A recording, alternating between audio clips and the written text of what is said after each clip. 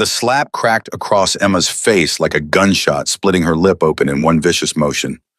Blood trickled down her chin as Donovan Thatcher's hand hung in the air, his face twisted in drunken satisfaction. The entire bar fell silent. He leaned in close, his breath reeking of whiskey and arrogance, and whispered loud enough for his ranger buddies to hear, "What's wrong, sweetheart? Cat got your tongue." His friends erupted in laughter, their voices bouncing off the sticky floor and wood-paneled walls. Emma didn't move, didn't blink.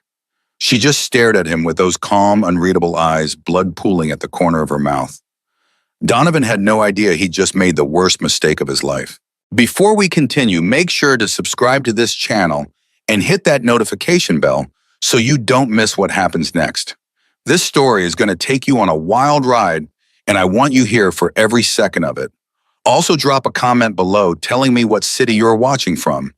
I love seeing how far these stories travel. Now let's get back to it. Emma Consinkay didn't look like much sitting in that corner booth.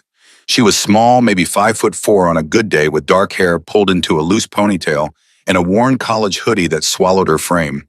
Her hands were wrapped around a glass of water, not alcohol, and she kept her head down like she was trying to disappear into the cracked leather seat. To anyone watching, she looked like a kid who wandered into the wrong bar. Maybe a student from the community college down the road who needed a quiet place to think. Harmless, vulnerable, easy prey. That's exactly what Donovan Thatcher thought when he spotted her from across the room. "Look at that," Donovan said to his buddies, jerking his chin toward Emma's booth. He was loud, too loud, the kind of loud that came from too many drinks and too much ego. "Little girl all alone. What do you think she's doing in a place like this?" His friends, 3 other Rangers from the 75th Regiment, laughed on cue. They were all cut from the same cloth, big, muscular, with high and tight haircuts, and the kind of swagger that came from knowing they were trained killers. They'd been at the bar for hours celebrating some training exercise they'd aced, and the alcohol had turned their confidence into something uglier. "Maybe she's lost," one of them said, a guy named Martinez with a thick neck and a smile that didn't reach his eyes. "Or maybe she's looking for a real man," another one added. His name was Keller, and he had a scar running down his left cheek that he liked to show off. Donovan stood up, swaying slightly, and started walking toward Emma's booth. His boots thudded against the floor with each step, and the sound seemed to echo through the quiet bar. The bartender, an older guy with gray hair and tired eyes, glanced up but didn't say anything. He'd seen this kind of thing before. Military guys getting rowdy looking for trouble. It usually ended with someone getting kicked out or worse. Emma saw Donovan coming. Of course she did. She'd clocked him the moment he and his friends walked into the bar 2 hours ago. She'd recognized the walk, the posture, the way they carried themselves. Military, probably Army based on their builds and the patches she could make out on their jackets when they threw them over their chairs. Rangers, if she had to guess. Good soldiers, well-trained but young. Cocky, the kind who thought their training made them invincible. She'd dealt with their type before. Donovan reached her booth and stood there for a moment, looking down at her with a grin that made her stomach turn. "Hey there, sweetheart," he said, his voice dripping with condescension. "You look a little lonely over here. Mind if I keep you company?" Emma didn't look up. She kept her eyes on her glass, her fingers tracing the condensation on the outside. "I'm good, thanks," she said quietly. Donovan's grin faltered for just a second before it came back meaner this time. "Oh, come on, don't be like that. I'm just trying to be friendly." "I said I'm good." His jaw tightened. Behind him, his friends were watching, waiting to see what he'd do. Donovan felt the pressure of their eyes on his back, felt the need to prove himself, to show them he could handle a girl who didn't know her place. "You know what your problem is," he said, his voice getting louder. "You don't know how to talk to people. Someone should teach you some manners." Emma finally looked up at him. Her eyes were dark, almost black in the dim light of the bar, and there was something in them that made Donovan pause. It wasn't fear. It wasn't anger. It was something else, something he couldn't quite name. "Walk away," she said. Donovan laughed, but it sounded forced. "Or what? You gonna cry, gonna call your daddy?" Emma's hand tightened around her glass, but she didn't say anything. That's when Donovan made his first mistake. He reached out and knocked the glass out of her hand. It hit the table with a dull thud, water spilling everywhere, soaking into the napkins and dripping onto the seat. "Oops," he said, his grin widening. "Looks like you made a mess. Maybe you should clean that up." Emma stood up slowly. She was shorter than him by almost a foot, and when she stood, Donovan had to look down at her. It made him feel powerful and control. Sit down, sweetheart, he said, putting his hand on her shoulder and pushing her back toward the booth. That's when Emma's hand shot up and grabbed his wrist. Her grip was firm, not tight, but enough to make him pause. Take your hand off me, she said. Donovan's face flushed red. He could hear his friends laughing behind him, could feel the weight of their judgment. He couldn't back down now, not in front of them. Or what, he said, leaning in close. What are you going to do about it, little girl? Emma's eyes didn't waver. You don't want to find out. Donovan's anger flared. Who did this girl think she was? He was a staff sergeant in the 75th Ranger Regiment. He'd done 3 tours overseas, had more combat experience than most people would see in a lifetime. And this little college girl thought she could threaten him. He pulled his hand back and slapped her across the face. The sound echoed through the bar like a thunderclap. Emma's head snapped to the side, and when she turned back, there was blood on her lip. It dripped down her chin, bright red against her pale skin. The bar went silent.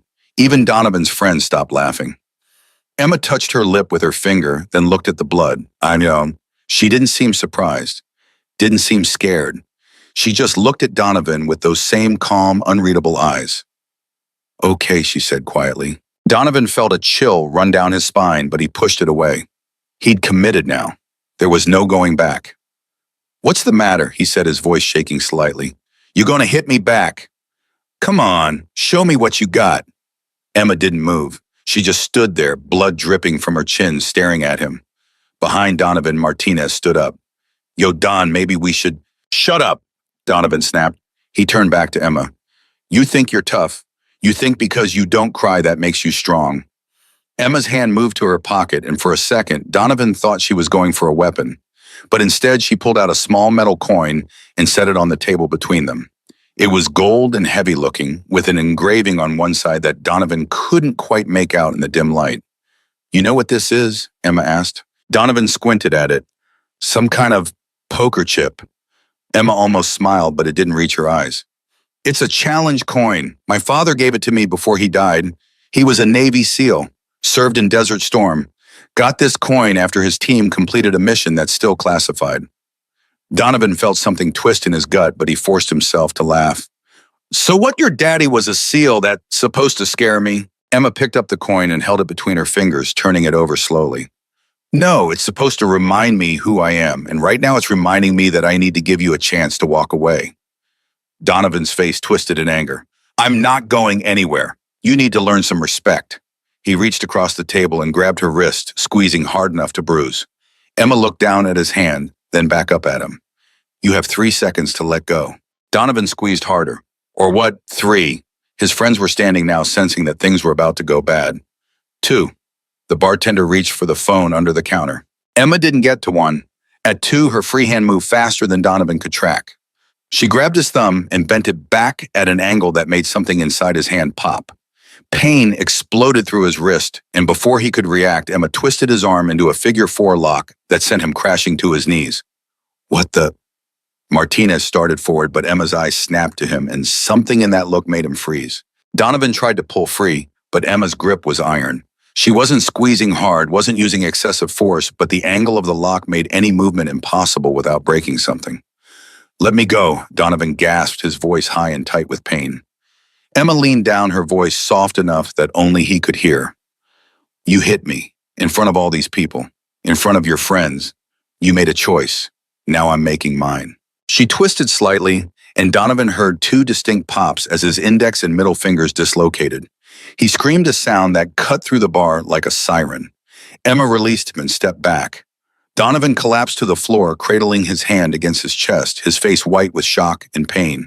His friends rushed forward, but Emma was already moving. Keller threw a punch, a wild right hook that had all his weight behind it. Emma saw it coming from a mile away. She could have dodged it, could have blocked it, but instead she let it connect with her cheek. The impact snapped her head to the side and she tasted blood again. But it gave her exactly what she needed. Keller's momentum carried him forward, and Emma used it against him. She grabbed his arm, mid-swing, stepped inside his guard, and drove her elbow into his solar plexus. The air rushed out of Keller's lungs in a whoosh, and he doubled over, gasping.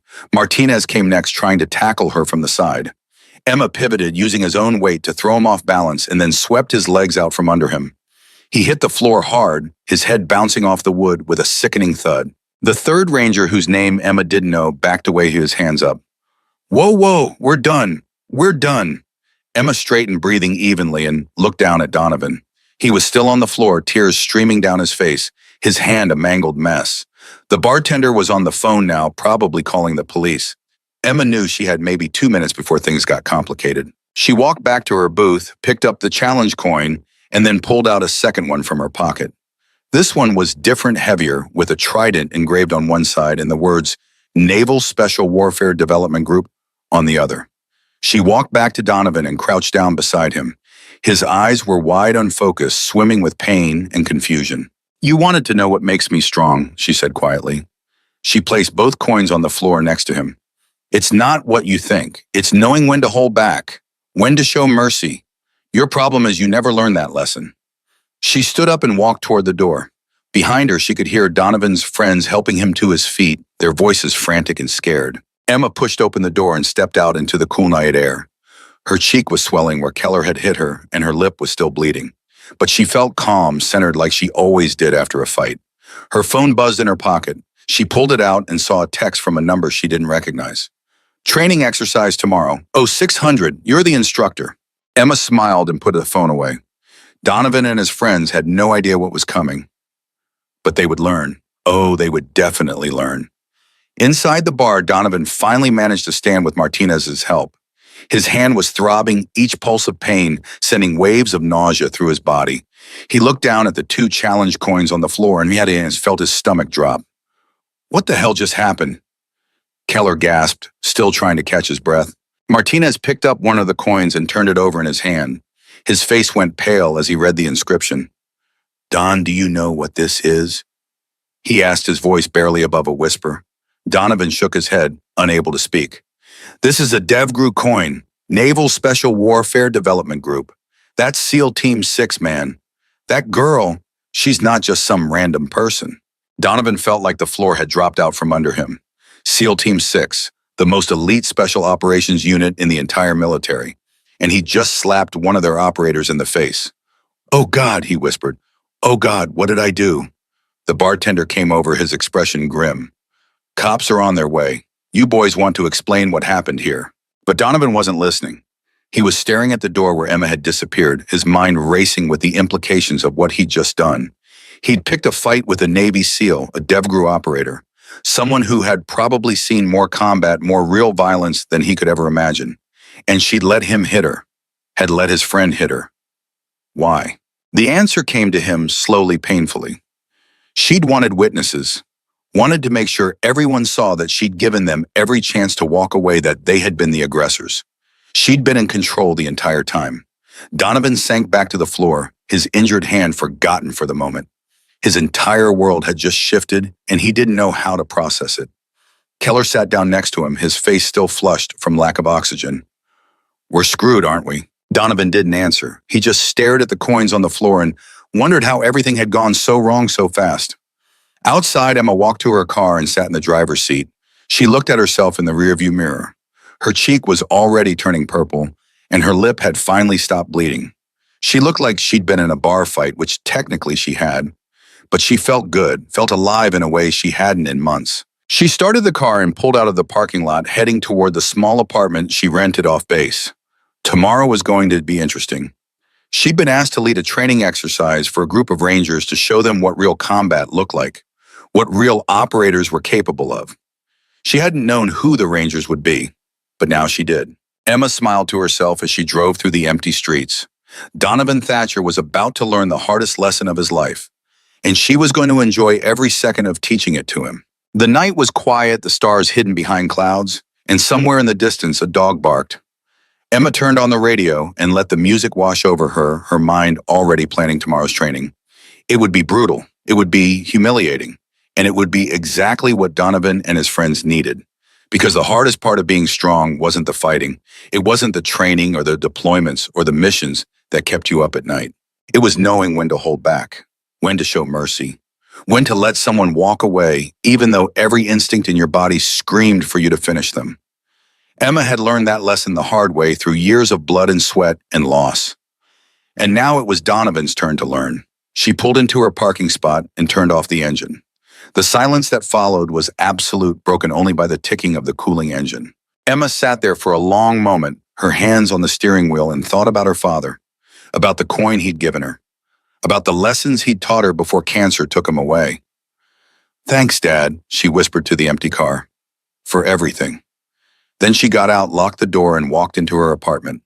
Tomorrow would come soon enough, and when it did, Donovan Thatcher would wish he'd never laid eyes on her. Donovan didn't sleep that night. He couldn't. Every time he closed his eyes, he saw Emma's face, saw the blood on her chin, saw those dark eyes staring at him with an expression he still couldn't name. His hand was wrapped in a makeshift splint that Martinez had fashioned from duct tape and a ruler they'd found in the bar's back office. The emergency room doctor had reset his fingers, given him painkillers that barely touched the edge of his agony, and told him he was lucky nothing was broken worse than it was. Lucky. The word tasted like ash in his mouth. At 0530, his alarm went off. Donovan sat up in his bunk, his hand throbbing with each heartbeat, and stared at the wall. Around him, the barracks were coming alive with the sounds of men getting ready for morning PT. Keller was in the shower, still moving gingerly from where Emma had hit him. Martinez was sitting on his bunk, lacing up his boots with methodical precision that spoke of deep worry. "You think they know?" Martinez asked without looking up. Donovan knew exactly what he meant. "I don't know. The cops let us go. Didn't even file a report. That bartender, he just looked at those coins and told them it was a misunderstanding." "That's not good," Keller said from the bathroom doorway, water still dripping from his hair. "That means someone made a call, someone with enough pull to make assault charges disappear." Donovan's stomach churned. He'd been in the military long enough to know how things worked. When charges disappeared, it wasn't because you were off the hook. It was because someone wanted to handle things their own way. His phone buzzed, a text from an unknown number. "Training exercise, briefing room C 0600, don't be late." He showed it to Martinez and Keller. Both men went pale. "It's her," Martinez whispered. "It has to be." At 0555, Donovan and his team stood outside briefing room C. There were 12 of them in total, and all Rangers, all combat veterans. They'd been told this was a special training exercise, an opportunity to learn from an elite operator. The kind of thing that could make or break a career. The door opened. A Colonel Donovan didn't recognize stepped out. "Gentlemen inside, now!" They filed in, boots echoing on the linoleum floor. The room was standard military issue, fluorescent lights, folding chairs, a podium at the front. But standing next to the podium was Emma. Donovan's breath caught in his throat. She was in full combat gear, her face clean of makeup, her hair pulled back tight. The bruise on her cheek from Keller's punch was dark purple, almost black, and her split lip had scabbed over. She looked small, standing there, barely coming up to the colonel's shoulder. But her eyes, God, her eyes were different now. There was no warmth in them, no mercy. They swept across the room, cataloging each man with the cold precision of a hunter counting prey. When her gaze landed on Donovan, he felt his knees go weak. "Take your seats," the colonel said. They did. Donovan ended up in the front row, directly in Emma's line of sight. He wanted to look away, but couldn't. The colonel cleared his throat. "Gentlemen, this is Chief Warrant Officer Emma Consincade. She's on loan to us from Naval Special Warfare Development Group. For those of you who don't know what that means, it means she's SEAL Team 6. She's participated in operations I can't name in countries I can't mention. She's here to teach you what real combat looks like." One of the Rangers in the back, a guy named Thompson, who hadn't been at the bar, raised his hand. "Sir, no disrespect, but she's—" "Careful!" The colonel interrupted, his voice sharp as a blade. "Finish that sentence, and you'll be running laps until you puke." Thompson's mouth snapped shut. Emma stepped forward. When she spoke, her voice was quiet, but it carried through the room like a whip crack. "Last night, 3 men assaulted me in a bar. They outnumbered me 4-1. They were bigger, stronger, and they had surprise on their side." She paused, letting that sink in. "They're in this room right now." Every head turned to look at Donovan, Martinez, and Keller. Donovan felt his face burn with shame. "I'm going to tell you what they did wrong," Emma continued, "and then I'm going to show you what happens when you underestimate your enemy." She walked over to Donovan. He forced himself to meet her eyes. "Stand up," she said. He did, his legs shaking. "Show everyone your hand." Donovan held up his splinted hand. The fingers were swollen purple, twice their normal size. "I did that in less than 2 seconds," Emma said to the room. "No warning, no hesitation, just muscle memory and training." Staff Sergeant Thatcher here thought because I was small, because I was alone, because I looked vulnerable, that I was an easy target. What he didn't know was that I've been training to kill people since I was 18 years old. What he didn't know was that I've been in more firefights than everyone in this room combined. She turned back to Donovan. Sit down. He collapsed into his chair, relief and humiliation warring in his chest. Emma faced the room again. Today's exercise is simple.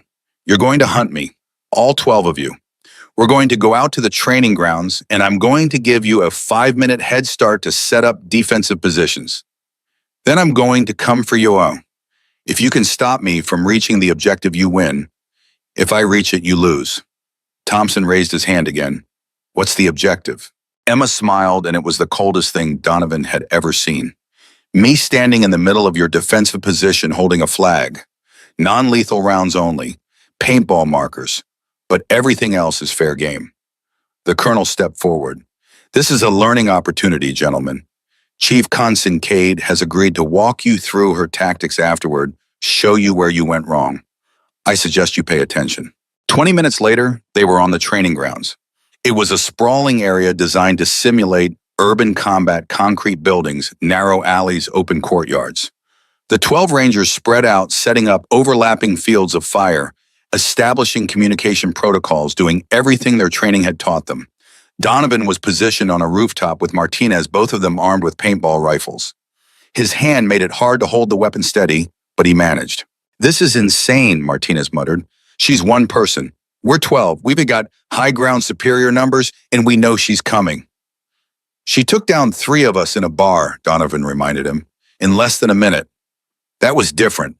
We were drunk, stupid. This is combat. Our home turf. Donovan wanted to believe him. He really did. Their radio crackled. 5 minutes up. She's moving. Donovan scanned the approaches to their position. Nothing. Just empty streets and silent buildings. Where is she? Martinez whispered. Then Thompson's voice came over the radio, panicked and sharp. Contact east of Cheese. The transmission cut off with a wet thump. Thompson's down. Someone else reported. I didn't even see her. 1 second he was there, the next. Another thump, silence.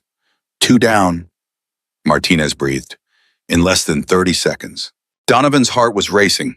He swept his rifle across the rooftops, the windows, the alleys. Where was she? A third voice came through the radio. I've got eyes on her. She's in the, a sharp crack, then nothing. 3 down, Donovan said. His mouth was dry.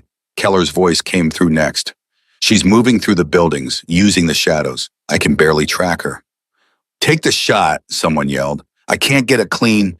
Keller's transmission ended with a grunt of pain. 4 down. Martinez grabbed Donovan's shoulder. We need to reposition. Now. They started moving across the rooftop, keeping low. Below them, Donovan could hear shouts, the pop of paintball markers firing, then silence. One by one, their teammates were being eliminated. 5 down, 6, 7. This isn't possible, Martinez gasped. She's one person. 8 down. They reached the edge of the rooftop. Below was a narrow alley, then another building. If they could cross, they might be able to set up a better position. Might be able to, Emma dropped from the sky. She'd been on the building above them, had timed her drop perfectly. She landed between Donovan and Martinez, rolled, came up with her paintball marker already raised. Martinez fired first. Emma twisted the paintball, missing her by inches, and shot him twice in the chest. He went down with a groan, paint splattered across his vest. Donovan swung his rifle around, but his injured hand betrayed him. The weapon slipped, and in that half-second of distraction, Emma was on him. She kicked the rifle out of his grip, swept his legs, and had him on his back before he could process what was happening. Her paintball marker pressed against his chest. Bang, she said quietly. Then she was gone, moving across the rooftop like smoke. Donovan lay there, paint spreading across his vest, and listened to the rest of his team get picked off one by one. 9 down, 10, 11, 12. The whole thing had taken less than 8 minutes. When Donovan finally sat up, he saw Emma standing in the center of the courtyard holding the flag. She wasn't even breathing hard. The colonel's voice came over the loudspeaker. Exercise complete. All personnel report to the debriefing room. They gathered in a classroom, paint splattered and humiliated. Emma stood at the front, her expression neutral. You want to know what you did wrong? She asked. No one answered.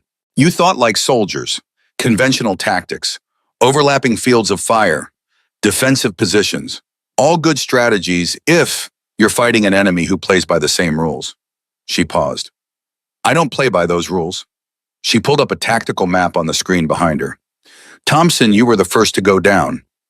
You called out my position on the radio, which told me exactly where your communication hub was. I eliminated you first to sow confusion. Thompson looked at the floor. Jenkins and Ramirez, you were next. You both focused on where I had been, not where I was going. You tracked my last known position instead of anticipating my next move. She went through each elimination, breaking down the tactical mistakes, showing them how she'd exploited their training against them. Keller, you hesitated. You had a shot, a clean shot, but you waited trying to make it perfect. In combat, perfect gets you killed. Good enough keeps you alive. Keller nodded, his face tight. Donovan and Martinez, you made the mistake of assuming I couldn't reach you on that rooftop. You forgot to watch above. Always watch above. Donovan felt the weight of his failure settling on his shoulders. Emma turned off the screen. Here's what you need to understand. Size doesn't matter. Numbers don't matter. What matters is training adaptability and the willingness to do what your enemy thinks is impossible. You all fought well. You used good tactics. But you fought the enemy you expected, not the enemy you had. The colonel stood up. Chief Kincaid has agreed to run this exercise again tomorrow. And the day after that, and every day for the next 2 weeks. By the time she's done with you, you'll be thinking like Tier 1 operators instead of conventional soldiers. A hand went up. It was Martinez. Chief, can I ask you something? Emma nodded. Last night in the bar, you let Keller hit you. Why? The room went silent. Emma's expression didn't change. Because I needed witnesses to see that I gave you every opportunity to walk away. Because I needed the legal high ground. And because I wanted to see if you'd pull your punch when you realized what you were doing. Did I? Keller asked quietly. No, you put everything you had into it.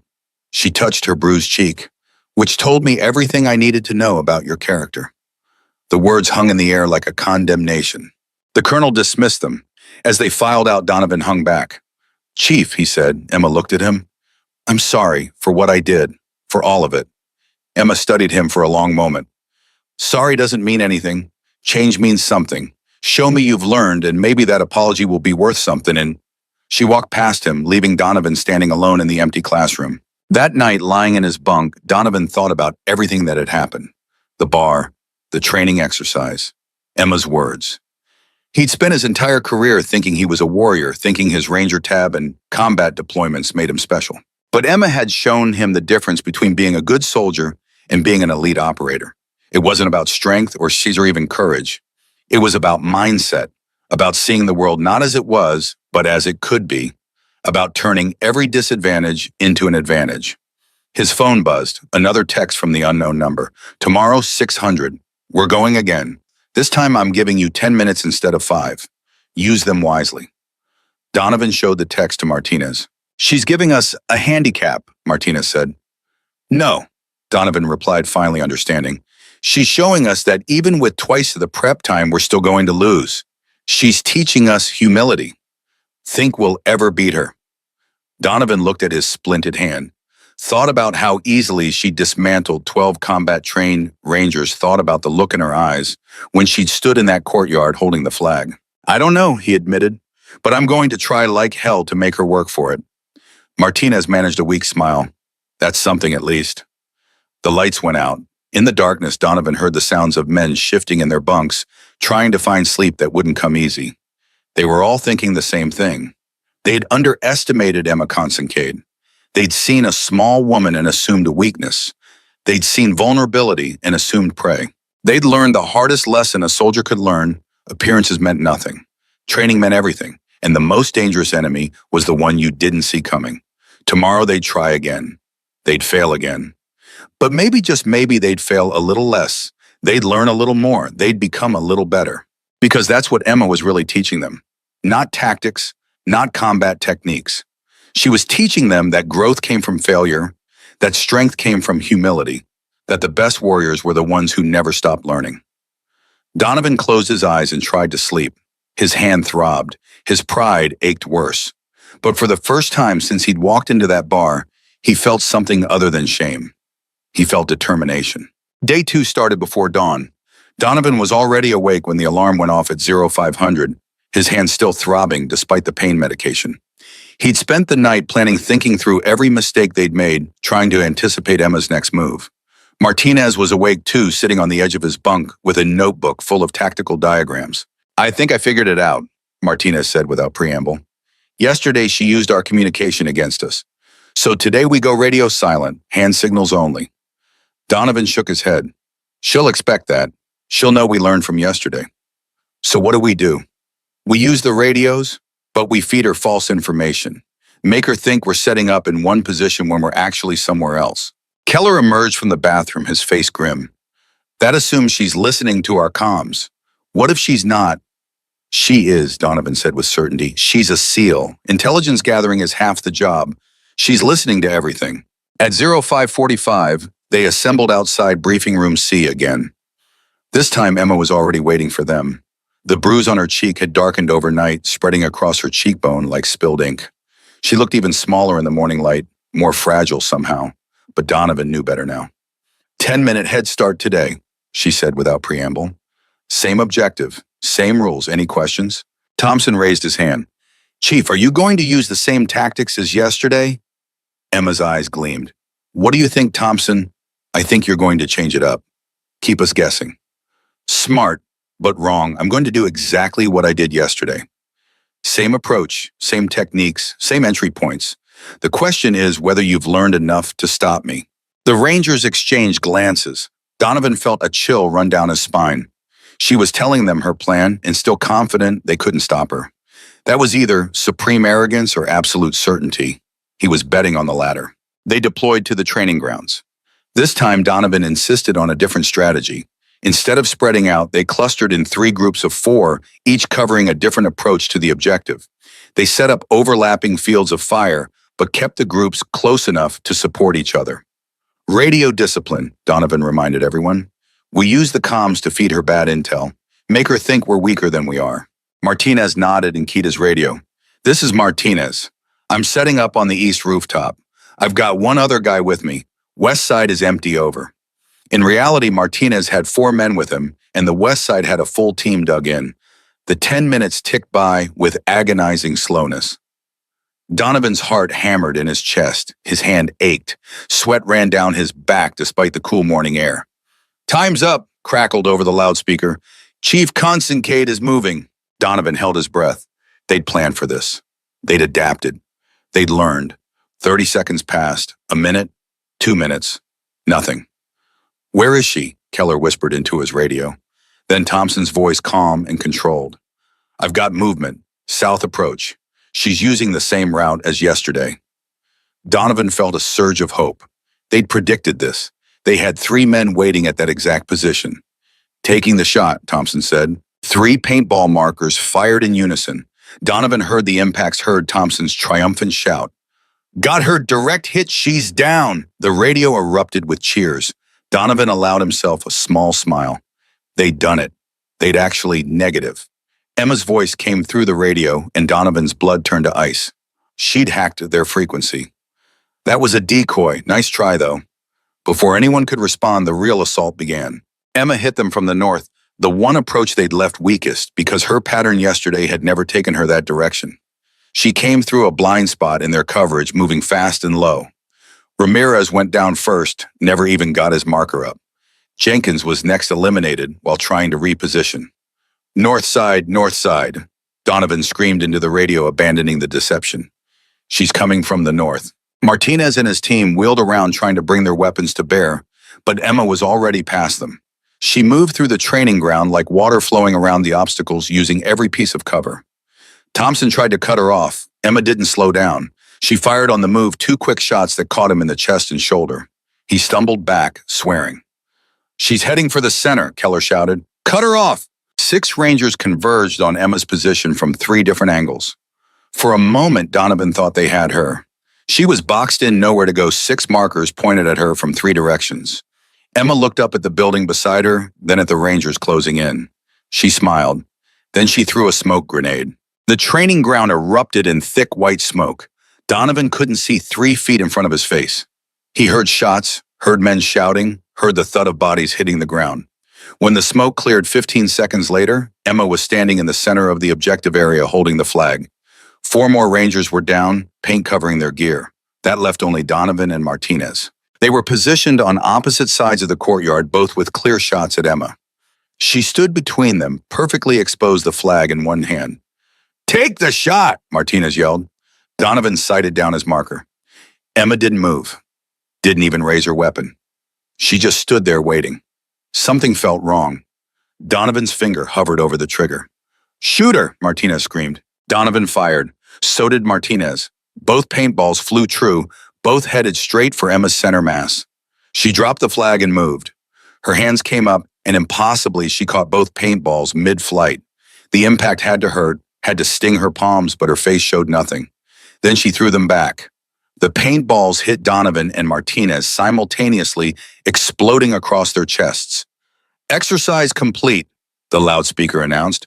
Donovan stood there staring at the paint on his vest, his mind refusing to process what had just happened. She'd caught their shots, had physically caught paintballs moving at over 200 feet per second and thrown them back. "That's not possible," Martinez whispered.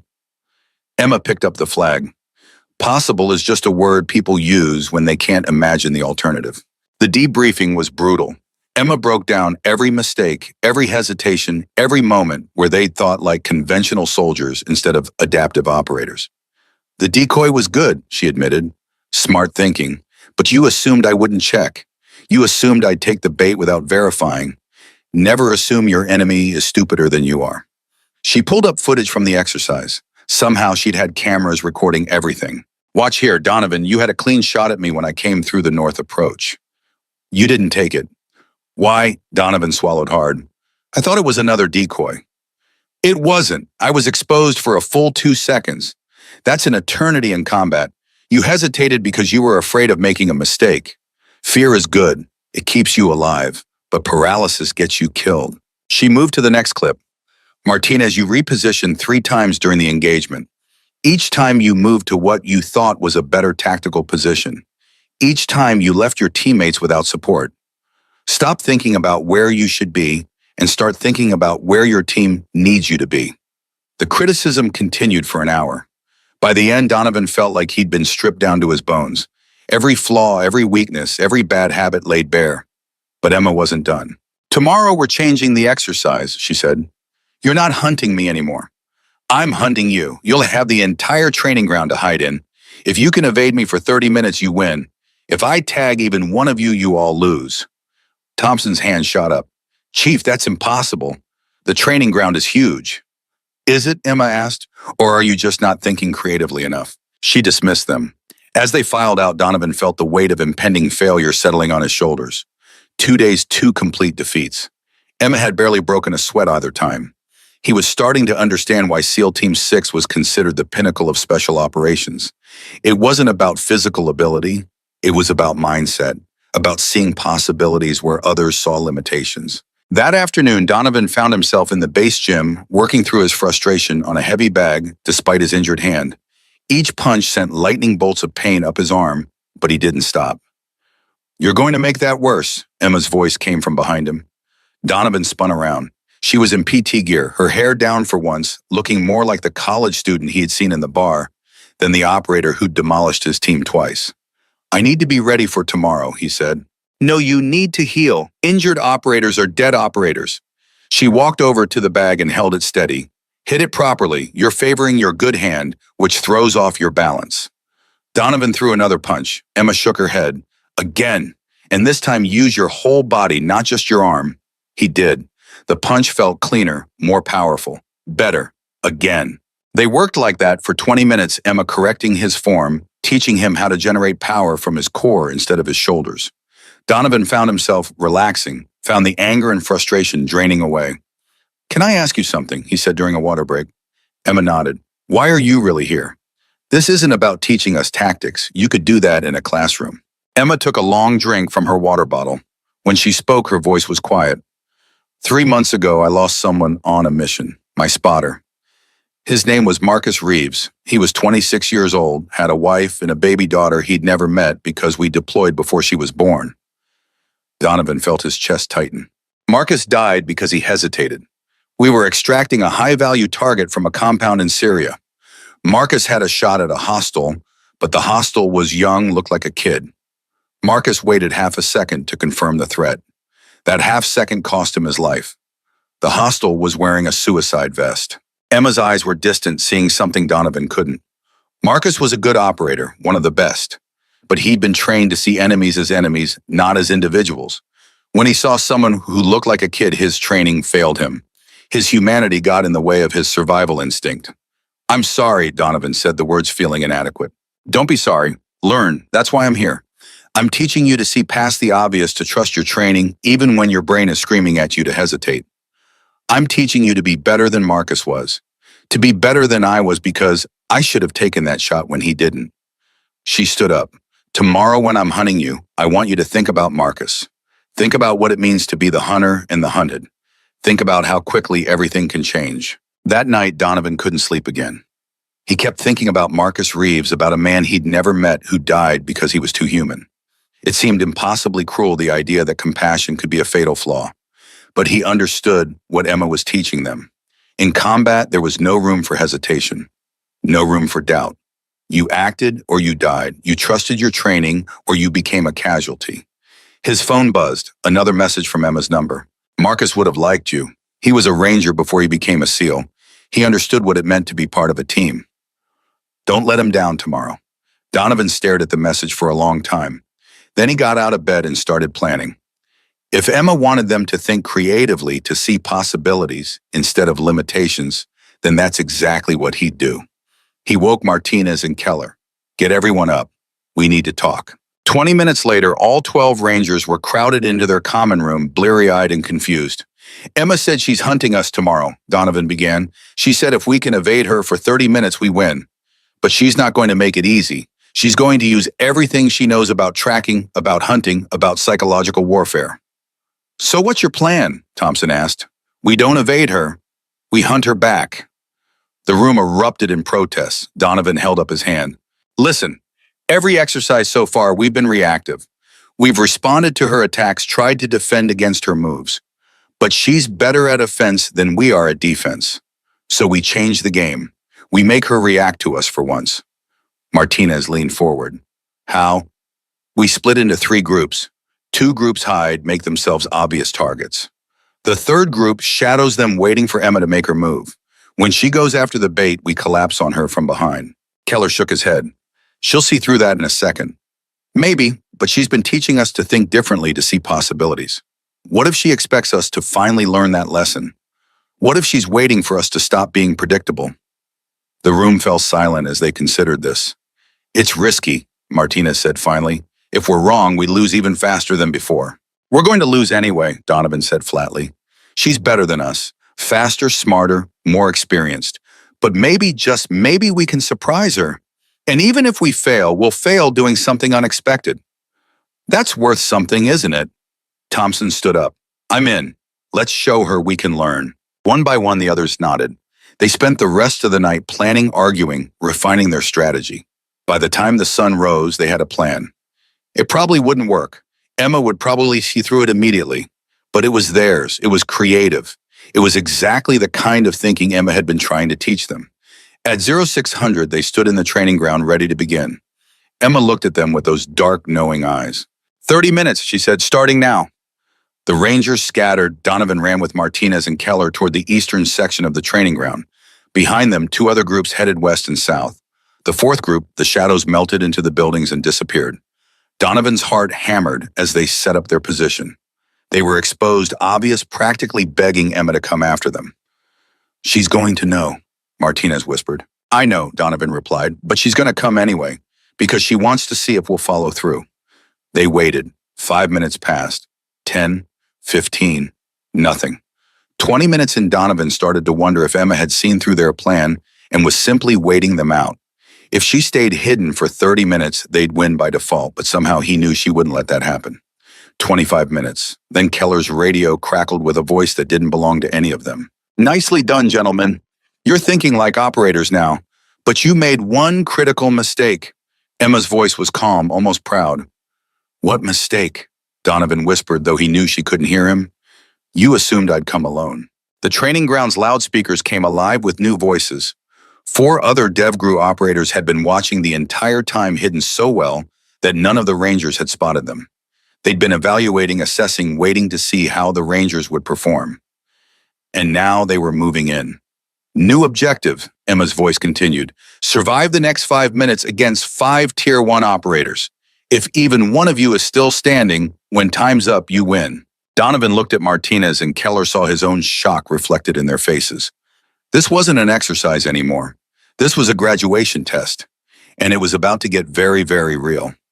The first DevGru operator hit their position within seconds. He came from above, rappelling down from a rooftop they hadn't even considered checking. Donovan barely had time to register the movement before Thompson was down, paint exploding across his back. Contact high, Keller screamed, swinging his marker up, but the operator was already gone, vanished into the shadows like he'd never been there. Donovan's radio erupted with panicked voices. The Western team was under assault, voices overlapping in chaos. Someone was screaming about flanking movements. Someone else went silent mid-sentence. We need to regroup, Martinez shouted, already moving toward the center of the training ground. No, Donovan grabbed his shoulder. That's what they want. They're herding us together so they can take us all at once. Then what do we push? Donovan's mind raced. 5 operators, 12 Rangers. The numbers were in their favor, but the skill gap was astronomical. Every DevGru operator in this exercise had years of combat experience, had hunted actual terrorists in actual war zones. The Rangers were good, but they were outmatched. Unless they stopped fighting like Rangers and started fighting like SEALs. We split up, Donovan said. Make ourselves harder to track, force them to spread out. That's suicide, Keller protested. So is staying together. At least this way, some of us might survive. Another scream cut through the radio. The Southern team was down to 1 man. Donovan made a decision. Keller, you go east. Martinez west. I'm heading north. Move fast, stay low, and don't engage unless you have no choice. The goal is survival, not victory. They separated. Donovan ran through the training ground, his injured hand throbbing with each jarring step. Behind him, he heard the pop of paintball markers, heard men shouting, heard the systematic elimination of his team. He ducked into a building, pressed himself against the wall, and tried to control his breathing. Through a broken window, he could see 2 Rangers pinned down by a single operator. The SEAL was playing with them, firing from different positions, making them think there were multiple hostiles. So he stands. Donovan watched one of the Rangers panic and break cover. The operator dropped him with a single shot. The second Ranger tried to run. The operator let him get 10 feet before eliminating him with a shot to the back. Clinical, efficient, merciless. Donovan's radio crackled. 8 down, it was Emma's voice. 4 minutes remaining. Only 4 Rangers left. Donovan, Martinez, Keller, and 1 other whose voice he hadn't heard in the chaos. Donovan moved deeper into the building, climbing stairs, trying to get elevation. If he could find a high position, maybe he could see the operators moving, could warn the others. He reached the 3rd floor and peered out a window. Below, he saw movement. Not a DevGru operator, Martinez running between buildings, trying to stay ahead of whoever was hunting him. Then Donovan saw her. Emma moving parallel to Martinez, matching his pace, waiting for the perfect moment to strike. She was herding him toward a dead end, toward a courtyard with no exits. Donovan keyed his radio. Martinez, stop, you're being funneled. Martinez froze, looked around, saw the trap. He started to backtrack, but another operator appeared behind him. Martinez was boxed in. He did the only thing he could. He charged Emma. It was brave and stupid, and exactly what a Ranger would do. Martinez fired as he ran, paintballs flying wild. Emma didn't even try to dodge. She walked straight toward him, letting the shots miss, and when Martinez was close enough, she sidestepped his tackle and swept his legs. Martinez went down hard. Emma's marker was on him before he hit to the ground. 9 down, she said into the radio. 3 minutes. Donovan pulled back from the window, his heart hammering. 3 Rangers left. 3 minutes. The math was simple and brutal. His radio crackled again. This time it wasn't Emma, it was Keller. I've got eyes on one of them. 3rd building from the north entrance, 2nd floor. Donovan's breath caught. Keller had spotted an operator. That meant he might have a shot. Don't engage, Donovan whispered into the radio. Stay hidden. Negative, so I'm taking the shot. If we don't fight back, we've already lost. Keller, don't. The sound of a paintball marker firing echoed through the training ground. Then silence. Long, terrible silence. Keller, Donovan whispered. No response. 10 down, a voice came through the radio. Not Emma this time. A male voice, deep and amused. 2 minutes, 2 Rangers. I like those odds. Donovan felt panic rising in his throat. He was alone. No, not alone. There was one other Ranger out there, someone whose identity he didn't even know. He had to move. Staying in one place was death. Donovan started down the stairs, moving as quietly as his boots would allow. He reached the 2nd floor when he heard footsteps above him. Someone was on the 3rd floor, the floor he'd just left. Donovan pressed himself into a doorway and held his breath. The footsteps moved slowly, methodically, checking each room. They were coming closer. He had 2 choices. Hide and hope he wasn't found, or run and hope he was faster. Donovan ran. He burst out of the building into an alley, sprinting for the next piece of cover. Behind him, he heard a shout, heard the pop of a paintball marker. Something whistled past his ears so close he felt the air displacement. He dove behind a concrete barrier, rolled, came up running. Another shot. This one hit the ground where he'd been a second before. You're fast, Emma's voice called out. Faster than I expected, but you're running out of room. Donovan looked around. She was right. He'd run himself into a section of the training ground with limited exits. The buildings formed a natural funnel, and Emma was at the wide end pushing him toward the narrow. He could see her now walking toward him with that same calm expression she'd worn in the bar. No rush, no urgency, just patient, inevitable pursuit. 1 minute 30, she said. You've done well, Donovan. Better than I thought you would after that first night. Where's the other Ranger? Donovan asked, stalling for time. Emma smiled. Eliminated 20 seconds ago. You're the last one. Donovan's heart sank. He was alone against 5 Tier 1 operators. The exercise was over. He'd lost. But Emma had taught him something over the past 3 days. The exercise wasn't over until the timer hit 0, or he was tagged. Every second he survived was a small victory. Every moment he stayed in the fight was proof he'd learned something. He started moving again, not running this time, but walking, conserving energy, thinking. Emma matched his pace.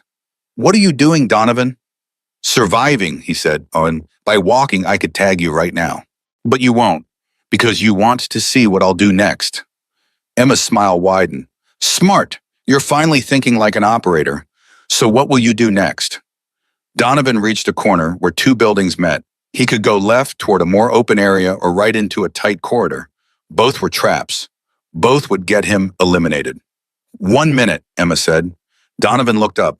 The buildings here were close together, maybe 8 feet apart. The walls were rough concrete full of handholds.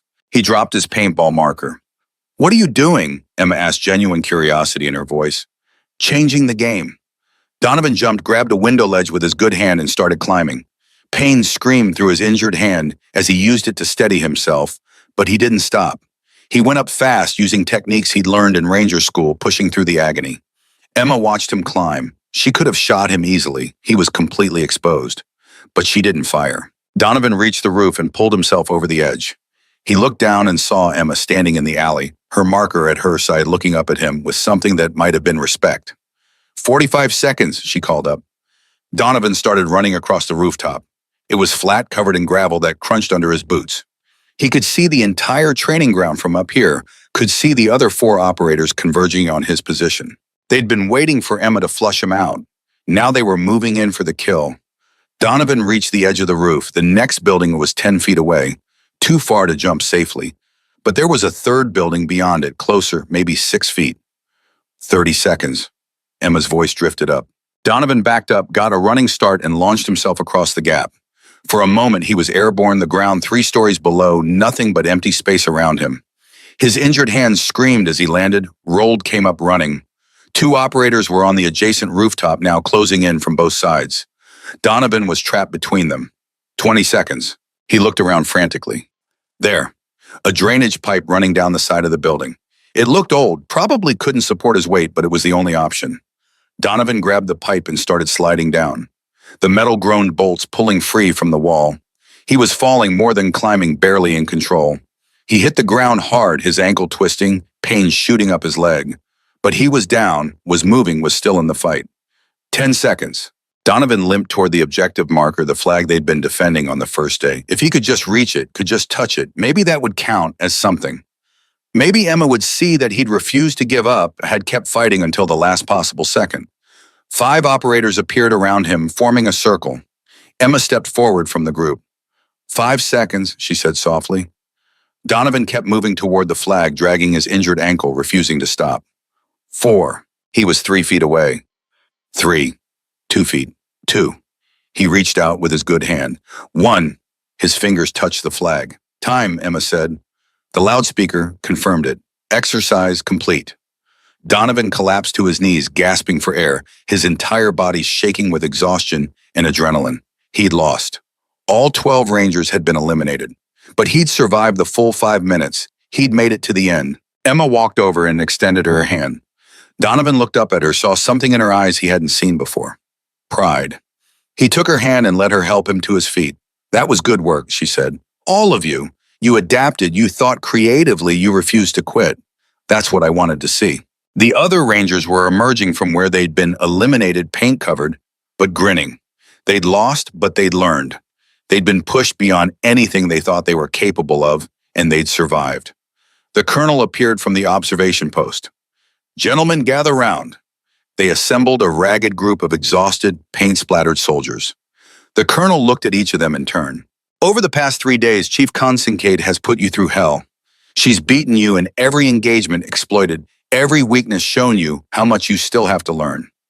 He paused. But she's also shown me that you have potential. Real potential. When faced with impossible odds, you didn't quit. When confronted with an enemy you couldn't beat, you found ways to make them work for it. That's the mark of elite operators. Emma stepped forward. I'm recommending all 12 of you for advanced training.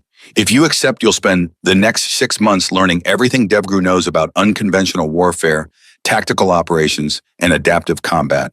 It will make these 3 days look like a vacation. Most of you will wash out, but those who make it through will be better soldiers than you ever imagined possible. Donovan felt his breath catch. Advanced training with SEAL Team 6 instructors. It was an opportunity most Rangers would kill for. There's one condition, Emma continued. Staff Sergeant Thatcher. Donovan stepped forward, his heart in his throat. You put your hands on me in anger. You assaulted a fellow service member. Under normal circumstances, that would end your career. Emma's eyes were hard. But I'm giving you a choice. You can accept non-judicial punishment, take the mark on your record, and continue your career as a Ranger. Or you can accept this training, prove that you've learned from your mistakes, and become something more. The weight of the decision settled on Donovan's shoulders. His career, his future, his entire identity hung in the balance. I accept the training, he said without hesitation. Emma nodded. Good. Report to my office at 1400. We need to talk about what happened that night. Really talk. No ranks, no military protocol, just 2 people dealing with the consequences of their actions. At 1400, Donovan stood outside Emma's temporary office. His hand was still splinted. His ankle was wrapped and every muscle in his body ached. He knocked. Come in. Emma was sitting behind a desk out of uniform for the first time Donovan had seen. She wore jeans and a plain black t-shirt, looked more like a grad student than a Tier 1 operator. Sit, she said. Donovan sat. Emma leaned back in her chair. Why did you hit me that night? The question was direct, blunt, demanding honesty. I was drunk. I was showing off for my friends. I saw someone I thought was weak, and I wanted to feel strong. The words tasted like poison. There's no excuse. I was wrong. Yes, you were. But wrong isn't the same as irredeemable. Emma pulled out the challenge coin her father had given her. My dad used to tell me that everyone has 2 wolves inside them. One is anger, ego, pride. The other is humility, discipline, honor. The wolf that wins is the one you feed. She set the coin on the desk between them. You fed the wrong wolf that night, but these past 3 days you've been feeding the right one. You've been humble enough to learn, disciplined enough to adapt, honorable enough to keep fighting even when you knew you'd lose. That's the man I'm training, not the drunk idiot in the bar. Donovan felt something loosen in his chest. Not forgiveness exactly, but the possibility of redemption. I won't let you down, he said. I know you won't, because if you do, I'll make these 3 days look like paradise. Emma smiled, and for the first time it reached her eyes. Training starts Monday. Get some rest this weekend. You're going to need it. Donovan stood to leave, but Emma stopped him. One more thing. Marcus Reeves, the man I told you about, he made a mistake because he let his humanity override his training. But you know what? He was a better man for having that humanity. The trick is learning when to let it guide you and when to set it aside. That's the balance every good operator has to find. How do you find it? Donovan asked. Emma looked at the coin on her desk. You make mistakes. You learn. You try to be better tomorrow than you were today. That's all any of us can do. Donovan left the office feeling lighter than he had in days. The path ahead would be brutal. The training would break him down and build him back up. But for the first time since that night in the bar, he felt like he had a future worth fighting for. That evening, he called his mother. She answered on the second ring. Donovan, baby, is everything okay? Yeah, Mom, everything's okay. I just wanted to tell you something. What's that? I messed up really badly, but I'm fixing it. I'm going to be better. There was a long pause. Then his mother's voice, soft and proud. That's all I've ever wanted for you, baby, to be better than you were yesterday. They talked for an hour about nothing and everything, and when Donovan finally hung up, he felt like a weight had been lifted from his soul. He lay in his bunk that night, staring at the ceiling, thinking about Emma and Marcus and the wolf you choose to feed. He thought about strength and weakness, about humility and honor, about the difference between being a good soldier and being a good man. Somewhere across the base, Emma was probably thinking about the same things. About the students she was shaping, about the man she'd lost, about the responsibility of passing on knowledge bought with blood and sacrifice. Tomorrow would bring new challenges. Monday would bring training that would test every limit Donovan thought he had. But tonight, in the quiet darkness of the barracks, he allowed himself to believe that maybe, just maybe, he could become the kind of operator Emma saw potential in. The kind of man who fed the right wolf. Monday morning came with rain. Cold, merciless rain that turned the training ground into a muddy nightmare. Donovan stood with the 11 other Rangers outside a nondescript building at 0500 water, streaming down his face, his injured hand still splinted, but healing. Emma emerged from the building wearing full combat gear. Behind her were the 4 DevGru operators from Friday's exercise plus 2 more Donovan didn't recognize. 6 Tier 1 operators, 12 Rangers. The ratio felt ominous. Welcome to selection, Emma said, her voice cutting through the rain. The next 6 months will determine whether you have what it takes to operate at the highest level. Most of you will quit. Some of you will be cut.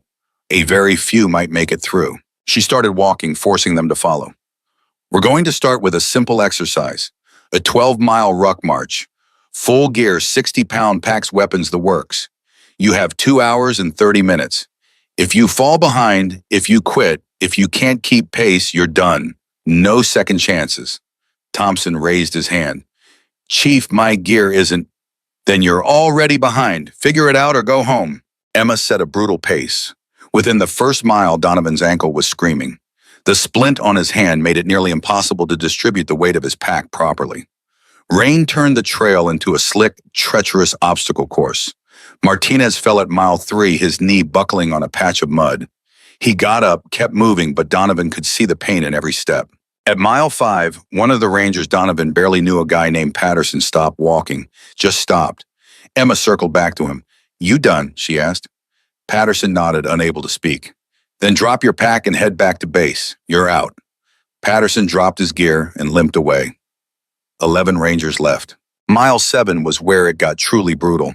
The trail turned steep, climbing a hill that seemed to go on forever.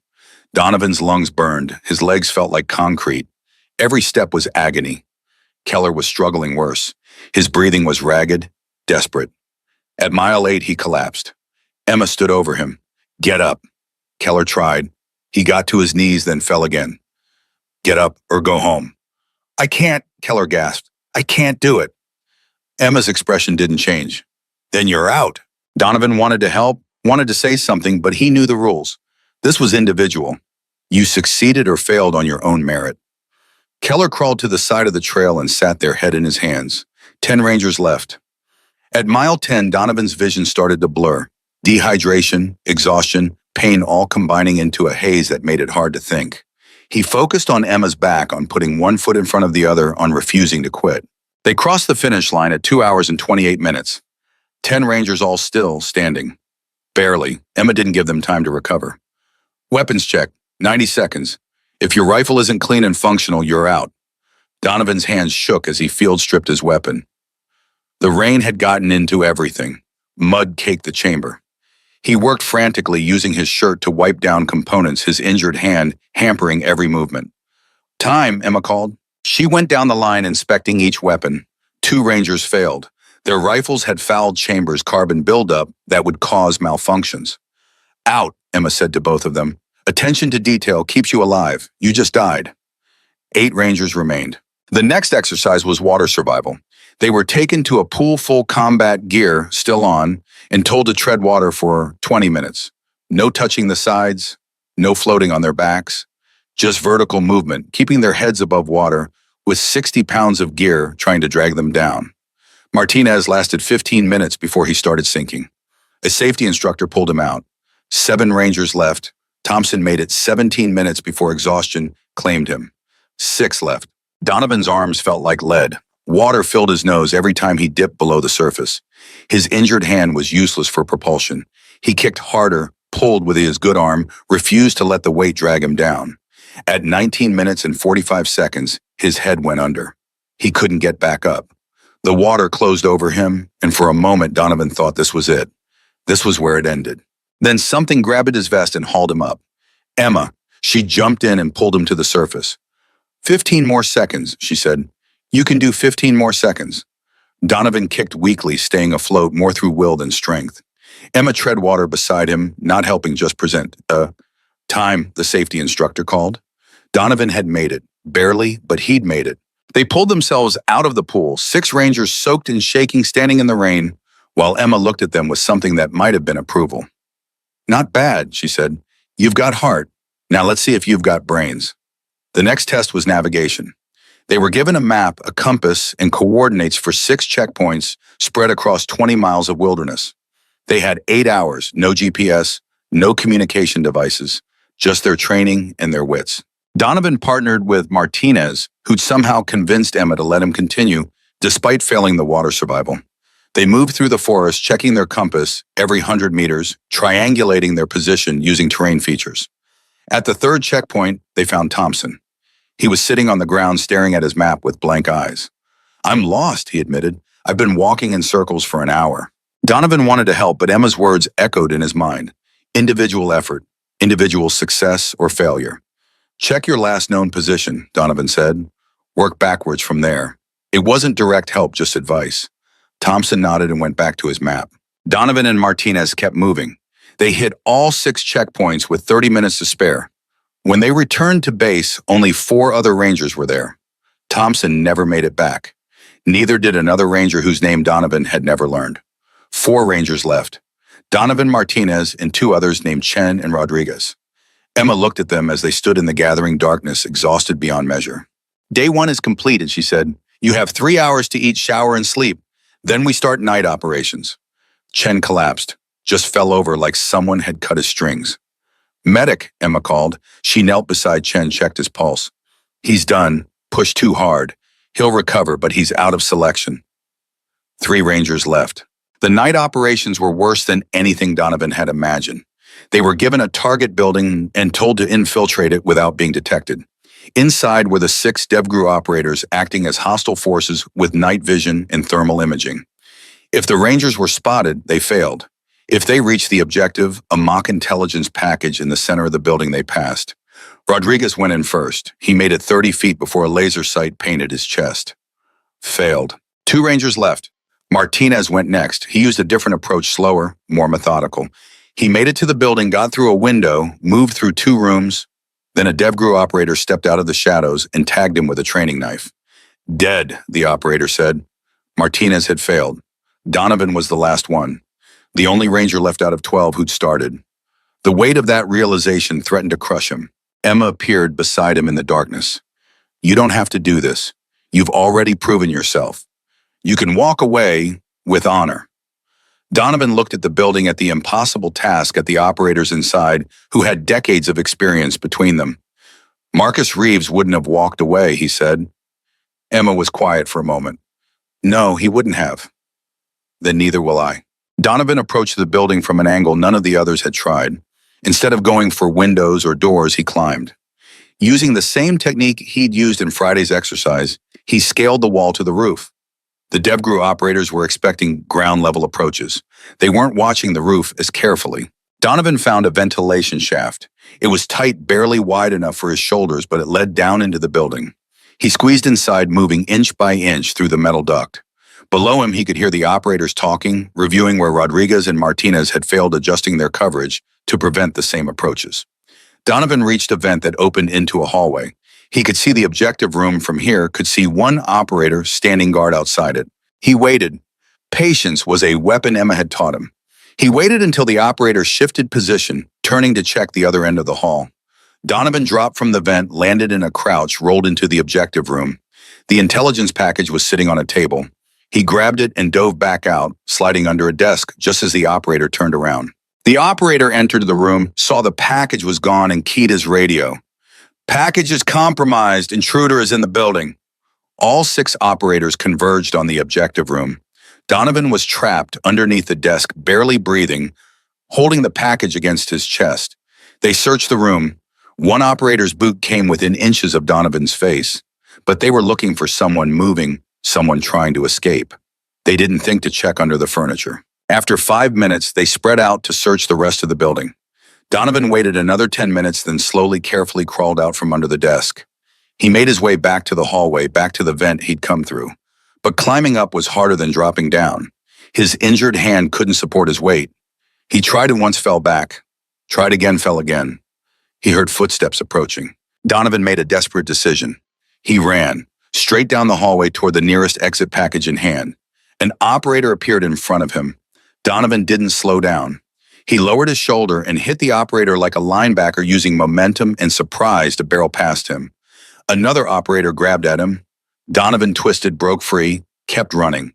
The exit was 10 feet away, 5 feet. He burst through the door into the night air, still running, the package clutched in his good hand. Behind him, he heard Emma's voice on the loudspeaker. "Exercise complete. Objective secured."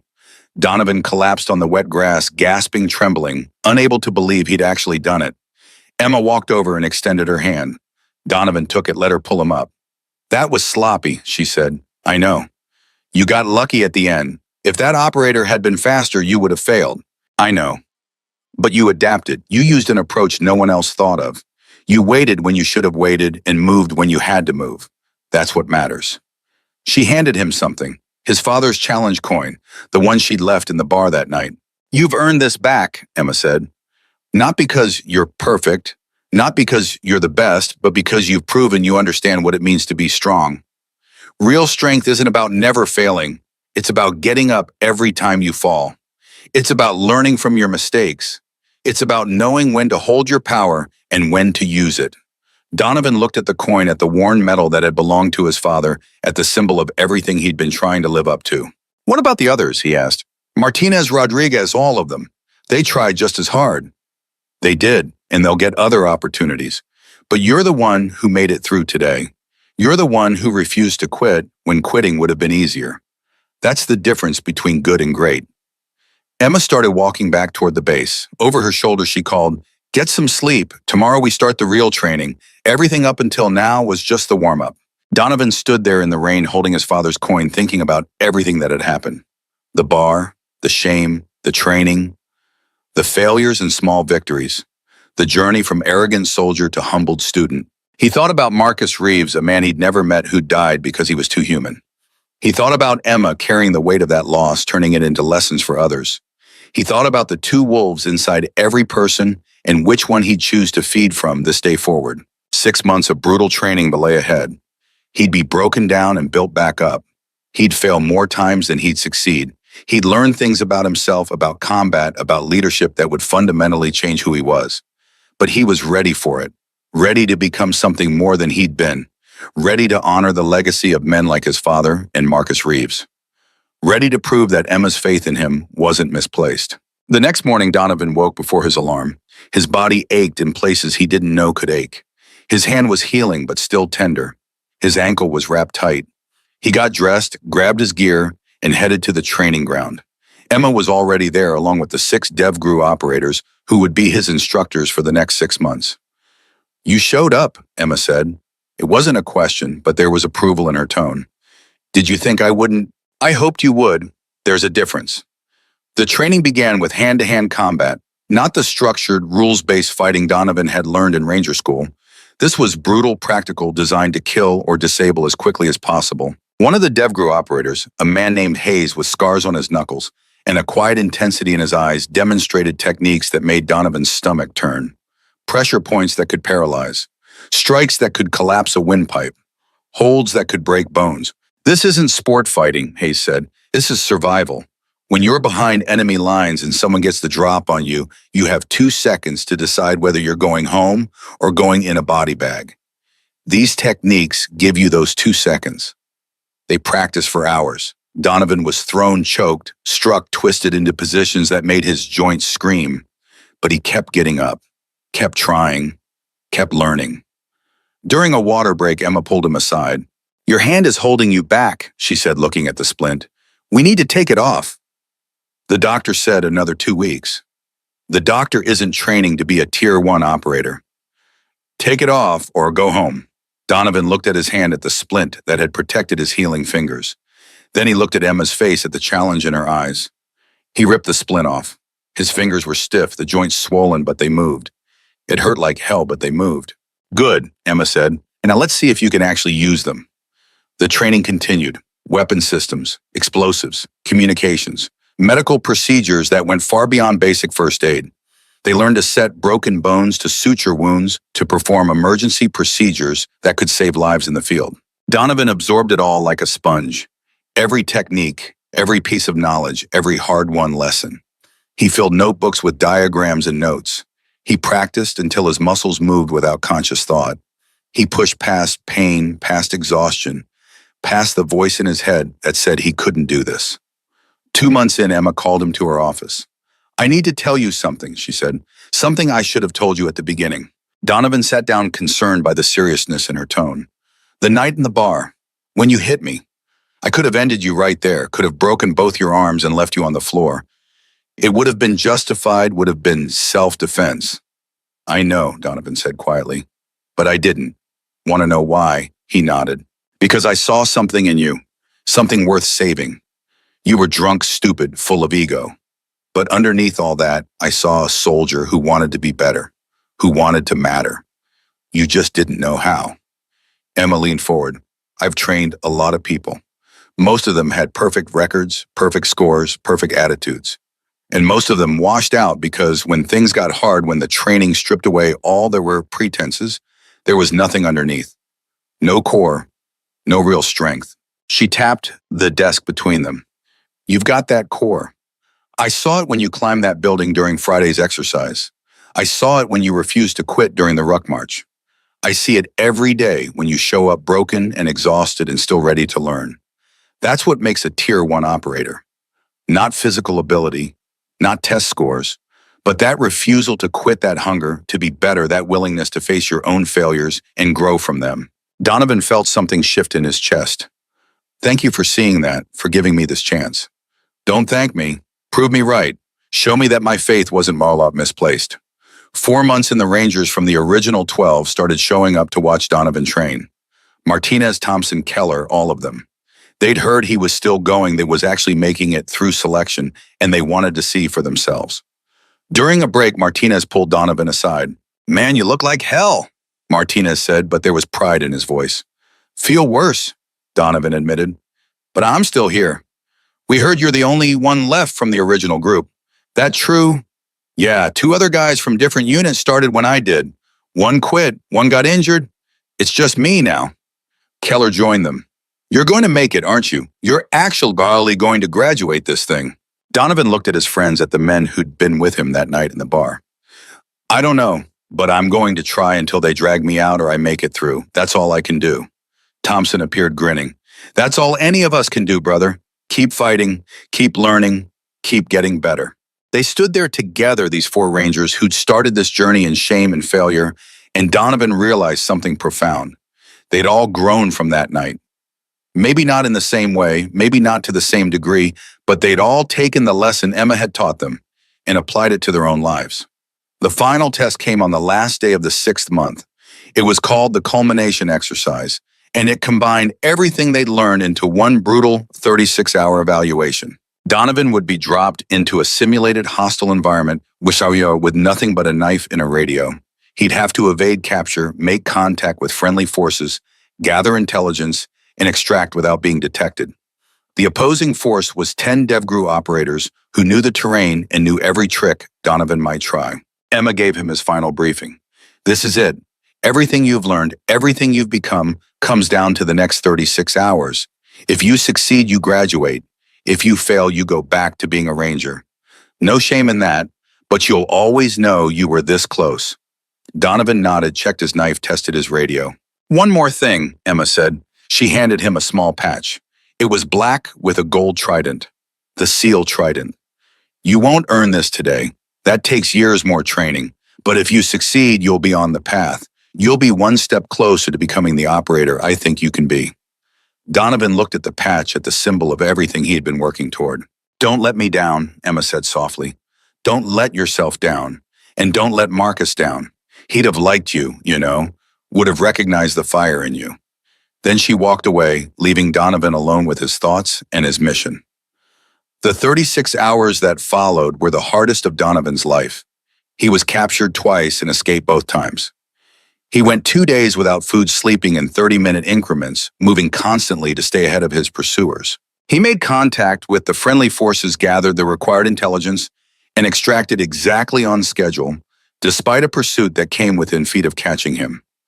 When he stumbled across the finish line, covered in mud and exhausted to the point of collapse, Emma was waiting. Congratulations, she said. You made it. Donovan wanted to celebrate, wanted to shout, but he was too tired. He just nodded and sat down hard on the ground. Emma sat beside him. You know what the hardest part of being strong is? Donovan remembered her words from that first night. Knowing when to hold your power. That's right. You learned that lesson. You learned it the hard way through pain and failure and humiliation. But you learned it. That makes you stronger than most people will ever be. She stood up and offered him her hand one final time. Donovan took it, let her pull him to his feet. Welcome to the next phase of your journey, Donovan Thatcher. You're not a SEAL yet. You're not even close. But you're on the path, and that's something worth being proud of. Donovan looked at Emma, at this small woman who'd taken a drunk, arrogant soldier and transformed him into something better. She'd broken him down and built him back up. She'd shown him his weaknesses and taught him how to overcome them. She'd given him a gift more valuable than any rank or medal, the knowledge of who he could become if he kept fighting to be better. Thank you, he said, and meant it with every fiber of his being. Emma smiled. Don't thank me. Thank yourself. You did the work. You made the choice to grow instead of quit. All I did was show you the path. You're the one who walked it. 6 months after the worst night of his life, Donovan Thatcher stood on a training ground in the rain, holding a challenge coin that represented not just his father's legacy, but his own journey from shame to strength. He'd learned that real power wasn't about dominating others or proving you were the strongest person in the room. Real power was about discipline, about choosing when to act and when to show restraint, about growing from your failures instead of being destroyed by them. He'd learned that the hardest battles aren't fought against external enemies, but against the parts of yourself that want to take the easy path, that want to quit when things get hard, that want to blame others instead of taking responsibility. And most importantly, he'd learned that strength without wisdom is just violence. But strength combined with humility, discipline, and honor becomes something extraordinary. Emma Kincaid had taught him all of this not through lectures or books, but through brutal, unforgiving experience that stripped away everything he thought he knew and rebuilt him into someone capable of walking the path toward becoming a Tier 1 operator. The journey wasn't over, would never truly be over, because growth was a lifelong pursuit. But Donovan finally understood what it meant to feed the right wolf, to be strong in the ways that actually mattered, and to honor the legacy of warriors like his father and Marcus Reeves, who'd given everything so that others could learn to be better. Vidike Sonnet 4.5.